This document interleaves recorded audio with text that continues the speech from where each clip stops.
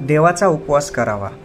आणि उपवासाचा अर्थ वैज्ञानिकदृष्ट्या देखील असतो की आपल्या शरीरामधून जे काही जमा झालेलं असेल किंवा जे काही आपल्या शरीरामध्ये ग्लुकोजचं ग्लायकोजनमध्ये रूपांतर होत असतं आणि त्याचं विघटन होण्यासाठी उपवास आवश्यक असतो. एक प्रकारे शरीरशुद्धी म्हणलं तरी त्याला हरकत नाही. परंतु संत तुकाराम महाराजांनी देवाचा उपवास जरूर करावा, पण त्या उपवासामध्ये त्याच्या नामस्मरणाची बडबड, त्याच्या नामस्मरणाचे बोल हे भरपूर प्रमाणात असावेत असं सांगितलं. यामागचा त्यांचा उद्देश तोच होता की सतत जर आपल्याकडून नामस्मरण झालं तर आलेल्या सर्व गोष्टीचं ताण आपल्यावरून निघून जाईल आणि आपण सर्व गोष्टी त्या परमेश्वरावर सोडल्यात म्हणून आपण निश्चिंत राहू. परंतु याचा अर्थ असा नाही की आपण आपल्या कर्माची वाट सोडून द्यावी, कारण भगवान श्रीकृष्णाने गीतेमध्ये तेच सांगितले की कर्मण्येवाधिकारस्ते, आपलं आपण कर्म हे केलंच पाहिजे. संत तुकाराम महाराज त्यांच्या अभंगामधून काय सांगतात ते म्हणतात, उपास कराडी तीही करावी बापुडी, आम्ही विठोबाचे दास चिंता जुगारली आस. भक्तीच्या उत्कर्षे नाही मुक्तीचे ते पिसे, तुका म्हणे बळ अंगी आमुच्या सकळ.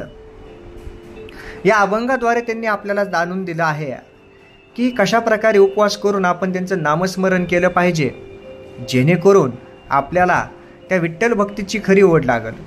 ते काय सांगतात तर, उपास कराडी तीही करावी बापुडी. उपास करावा, उपवास करावा, पण त्यासोबतच कराडी म्हणजे बडबड किंवा शब्दांचे भरपूर प्रकार, आणि तीही करावी बापुडी. बापुडी म्हणजे पुष्कळ. उपवास करावा पण विठ्ठल नामाची बडबड खूप करावी, म्हणजेच काय तर विठ्ठलाचं नामस्मरण राहू द्यावं. याच्या पुढे सांगतात ते, आम्ही विठोबाचे दास चिंता जुगारिली आस. आम्ही सर्व ह्या विठ्ठलाचे विष्णूचे दास आहोत, भक्त आहोत, आणि आम्ही विष्णूचे भक्त असल्यामुळं, या विठ्ठलाचे भक्त असल्यामुळं आमच्या मनामध्ये कसल्याच प्रकारचं टेन्शन किंवा चिंता नाही आहे. आम्ही एक प्रकारे समाधान पावलेलो आहोत. त्याचप्रकारे आम्हाला कोणत्याच गोष्टीची चिंता उरलेली नाही, आणि जरी चिंता आली तरी आम्ही ती झुगारून देतो, कारण आम्हाला आमच्या पाठीमागं, आमच्या सोबत, आमच्या पुढं, आमच्या बाजूला आम्हाला सांभाळणारा आमचा विठ्ठल आहे ह्याची आम्हाला जाणीव आहे. आपल्यावरही जेव्हा संकट येतं आणि आपण जर नामस्मरणात असतो, आपण जर खरंच पुण्यवान असतो, देवाचं नामस्मरण करून आपण वाईट काम जर केलं नसेल तर हे देखील संकट देव त्याच्या स्वतःवर घेतो. आपल्याला त्याची काळजी करायची गरज नाही. भक्तीच्या उत्कर्षे नाही मुक्तीचे ते पिसे. संत तुकाराम महाराज सांगतात की आम्ही आता भक्तीच्या उत्कर्ष अवस्थेमध्ये आहोत. म्हणजेच काय, उत्कर्ष म्हणजे वाढ, भक्तीच्या वाढीच्या अवस्थेमध्ये आहोत, आणि अशा प्रकारची वाढ आमच्याकडे ह्या भक्तीची झालेली आहे. आणि ही भक्तीची वाढ आमच्याकडे भरपूर प्रमाणात असल्यामुळं आम्ही खूप मोठे भक्त आहोत या देवाचे, आणि त्यामुळं आम्हाला या मुक्ती मिळवण्याचं किंवा ह्या मुक्तीच्या मार्गाचं पिसं लागलेलं नाही, म्हणजे वेड लागलेलं नाही. जेव्हा भक्ती मोठी होते तेव्हा मुक्तीची चिंता राहत नाही. जेव्हा एखादा जीव त्रासून जातो तेव्हा तो मुक्तीची आस धरतो, परंतु जेव्हा एखादा जीव भक्तीमध्ये रममान होतो तेव्हा त्याला त्या मुक्तीची आस लागत नाही, मुक्तीचं वेड लागत नाही.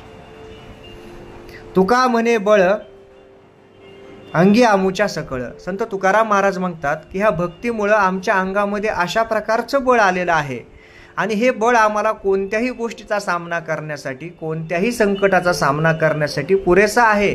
पुरून उरल ते बळ आमच्याकडं, आणि हे बळ आमच्या अंगात सर्व प्रकारे सकळ रूपानं आलेलं आहे. त्यामुळे आम्ही ह्या विठ्ठलाची भक्ती करतो आणि अशा प्रकारचं बळ आम्हाला प्राप्त होतं.